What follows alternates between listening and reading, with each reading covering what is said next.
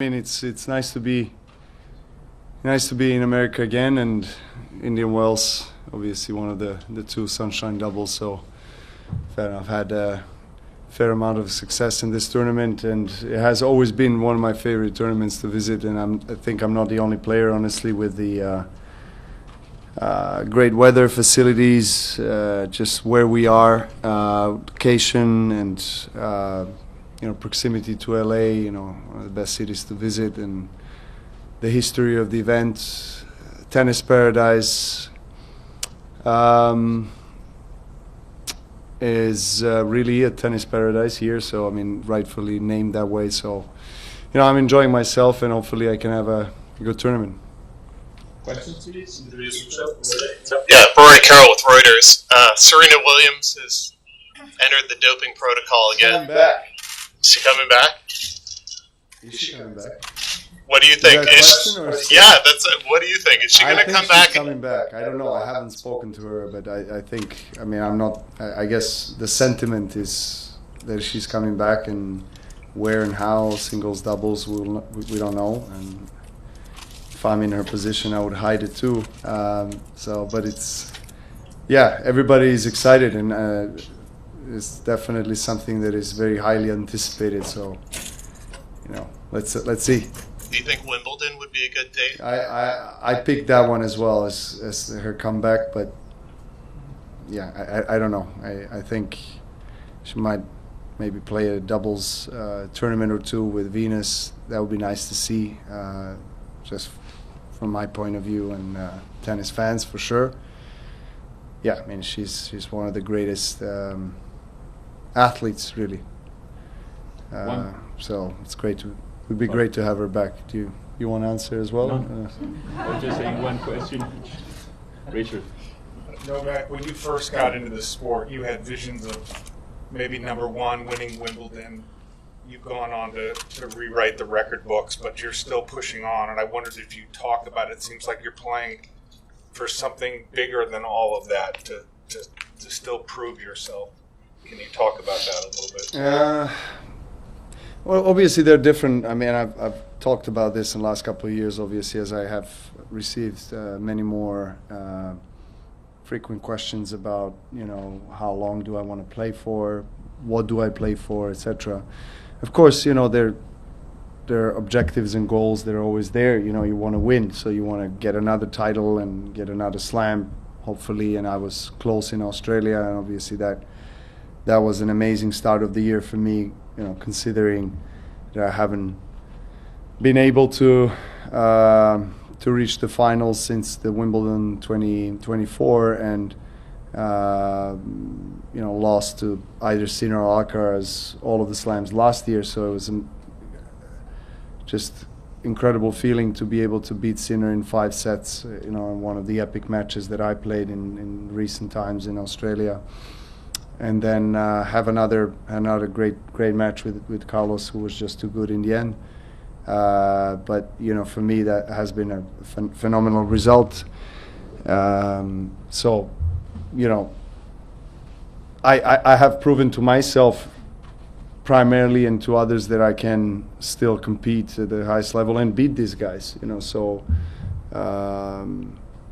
my logic is, why not keep going as long as I have that fire and flair and quality, and also motivation to do that. So schedule is unclear, as it was in the last kind of couple of years. It kind of revolves mostly around slams, but I kind of pick and choose where I want to play, where I feel like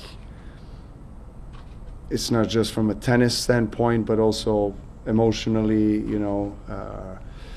brand-wise, or whatever it is, that inspires me to come, and I have my reasons, And Indian Wells, as I mentioned, has been always a location that I was really happy to come back to, and a tournament that I really love playing. I haven't had great results and performances in the last 10 years, but in the first 10 years of my career, this was one of the best tournaments. So.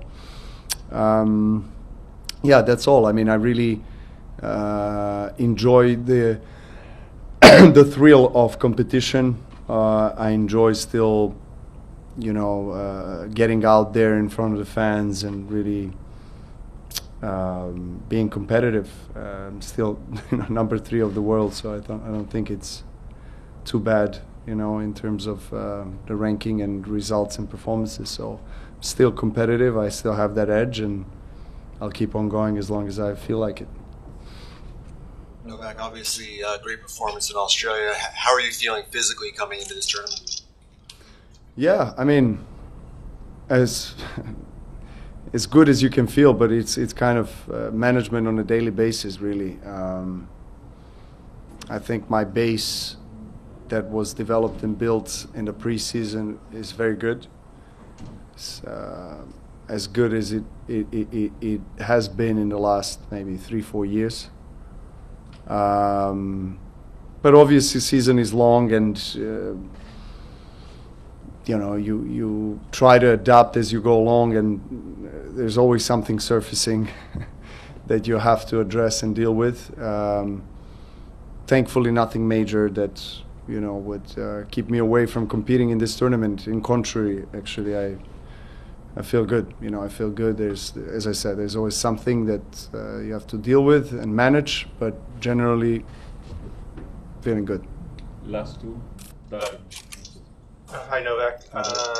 Robson, the LA Times. I know you very well. Thank you.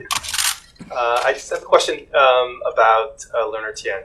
You played him a year ago, or last year at the US Open, and I know you're a student of the game, and you probably keep an eye on some young players. I'm just curious if you monitor his progress and what you think of his game. I think he's a very talented player. I've played him in US Open last year, and obviously I think it was the first time maybe night session for him, so maybe he wasn't playing as good as he can play, or that he has played in some matches that he has won against Medvedev, for example, in the last couple of years in Australia that we've seen, or Miami for that matter last year. He has had some great performances, and he's still very young. I think him, Fonseca, these guys, that's Mensik, that's the generation. I don't know if they're same age or maybe 1 year, someone is a year younger, a year older. But I think Fonseca got a lot of spotlight, which is nice for him. But I think the other guys deserve that too, because of the results and everything that have been showing. In the last couple of years, particularly in the last 12 months. So Tien has Michael Chang in his corner, who is obviously one of the all-time greats and Grand Slam winner, and someone that has been on top of the game and understands also as I think he's the youngest ever Grand Slam winner on the men's side with 16 or 17 that he won Roland Garros. So he understands the pressures that come into play when you're so young, and then you reach that height, and then you have that platform that you still haven't maybe matured in your game or emotions or everything that goes around that. So I'm sure that he gives him a great counsel and guidance. So it seems like he's putting a good team around himself, and he's got obviously from America, and he's got the great support of the USTA and the whole thing that goes with it. So he has all the preconditions or precursors of becoming a really good tennis player. So it's really up to him now, and time will tell. Last one. Hi, Anastasia from Ground Pass Podcast. I saw today that you launched a new sort of recovery sleeves for your arm and knee, and I feel like your longevity of your career has been attributed to the way you recover and your ability to sort of recover the best way. Why did you go ahead with launching something like this, and what does it actually do?